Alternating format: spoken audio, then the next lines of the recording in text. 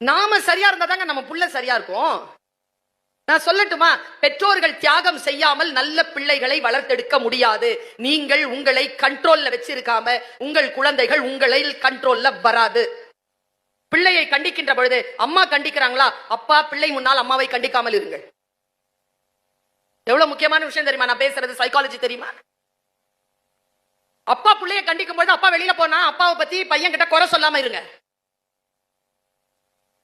நீங்களோ உங்கள் கணவரோ உங்கள் மனைவியோ முக்கியமே இல்லை. இதில் யார் முக்கியம் என்றால் பிள்ளைதான் முக்கியம். பிள்ளையினுடைய வளர்ச்சிக்காகத்தான் உங்களை நீங்களே சரி செய்து கொள்ள வேண்டும். இல்லை என்றால் ஆளுமையான பிள்ளைகளை வளர்த்தெடுக்க முடியாது. நான் அச்சுறுத்தல, நான் சத்தியத்தை சொல்றேன். யாரிடத்தில் பணிவோடு இருக்க வேண்டுமோ அவர்களிடத்தில் பணிவோடு இருக்க வேண்டும் என்று சொல்லிக் கொடுங்கள். ஏனென்றால் பணிவுதான் ராஜகுணத்தின் முதல் தகுதி.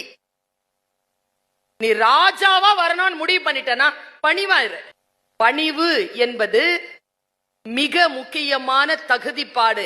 நாம் யாரிடத்தில் பணிந்து கொள்கிறோமோ அவர்களுடைய முழுமையான அன்பும் ஆசீர்வாதமும் வாழ்த்தும் நமக்கு கிடைக்கும் என்பதனை இன்றைய தலைமுறைக்கு நாம் சொல்லிக் கொடுக்க ஏதோ ஒரு வகையில் விட்டுவிட்டோமோ